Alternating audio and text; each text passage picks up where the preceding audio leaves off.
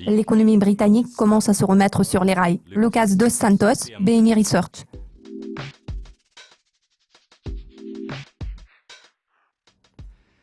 Macron et Le Pen sont arrivés en tête au premier tour de l'élection présidentielle française. À quelle réaction des marchés vous attendez-vous? Ce résultat a-t-il été prévu par les participants au marché? Je n'ai pas l'impression que ce résultat ait été complètement intégré dans les prix. L'évolution du marché obligataire en est une preuve flagrante. Nous avons remarqué une nette augmentation des écarts de taux d'intérêt entre les obligations gouvernementales françaises et les obligations allemandes et néerlandaises ces derniers mois.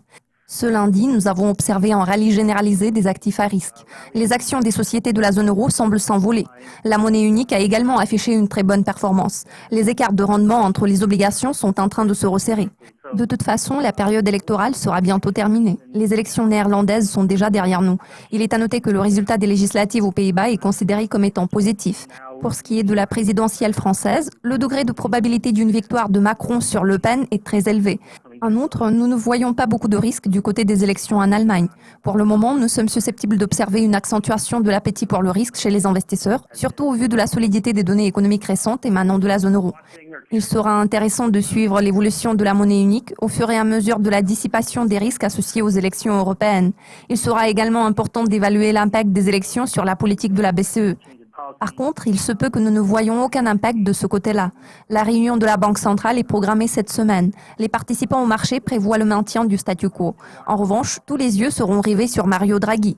Il est généralement prévu qu'il se montrera un peu plus conciliant que d'habitude, car le président de la BCE ne veut pas stimuler les attentes en matière de taux. Theresa May a récemment annoncé la tenue d'élections anticipées. Cette semaine, nous découvrirons quelques publications importantes concernant l'économie britannique. Alors, qu'est-ce qui attend la livre cette semaine? Nous avons reçu plusieurs confirmations du fait que l'économie britannique se remet enfin sur les rails par rapport à la faiblesse affichée après le référendum. Les indicateurs économiques clés témoignent d'une situation favorable. Le principal secteur affichant une faible performance en ce moment est celui de la consommation. Les ventes au détail ont enregistré un fort déclin la semaine passée. En début d'année, nous avons constaté une divergence entre la confiance des consommateurs et les ventes au détail. La confiance était en baisse et ce, parallèlement à une hausse des ventes au détail. Bien que les ventes affichent une bonne dynamique, nous constatons un certain ralentissement. Pour l'instant, tout porte à croire que la livre sterling a déjà touché le fond. La monnaie britannique a récemment affiché un rallye tout à fait sain suite à l'annonce sur les législatives anticipées. Cela reflète les attentes d'une victoire écrasante des conservateurs. Cela leur permettrait d'élargir leur majorité au Parlement et donc de renforcer leur position dans les négociations autour du Brexit. Il en découle que cela réduirait la probabilité du scénario noir, c'est-à-dire d'une impasse dans les négociations sur un nouvel accord commercial. En outre, cela réduit les chances d'un éventuel blocage de l'accord final avec l'UE par le Parlement britannique. Selon nous, ce serait le pire scénario possible pour la livre. Vu que les élections auront lieu dans un peu plus d'un mois, cela alimente les incertitudes par rapport à l'issue du scrutin. Nous nous attendons à une forte progression de la livre après les élections si le résultat apparaît conforme aux attentes.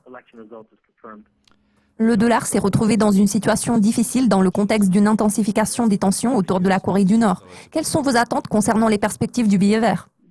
En réalité, le billet vert a subi le contre-coup des attentes exagérées en matière d'augmentation des dépenses d'infrastructures et de réduction d'impôts sous l'administration Trump. Maintenant, ces attentes semblent être de moins en moins réalistes.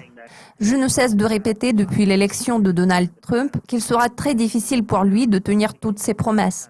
C'est pour cette raison que le dollar s'est quelque peu affaibli. J'ai l'impression que les participants au marché en sont arrivés à la même conclusion. Les responsables de la Fed laissent entendre qu'ils porteront un regard attentif sur la volatilité et la croissance. Les chiffres couvrant le premier trimestre sont loin d'être hallucinants. En revanche, la Fed a réaffirmé son intention de poursuivre son resserrement monétaire. C'est pour cette raison qu'il sera important de suivre l'évolution des attentes en matière de taux d'intérêt. Si les prévisions deviennent baissières, nous verrons une augmentation des positions longues sur le dollar. Lucas, merci de vos commentaires. Cela conclut notre aperçu des événements clés de cette semaine. Restez à l'affût de nos mises à jour régulières sur Dukascopy TV. À la prochaine.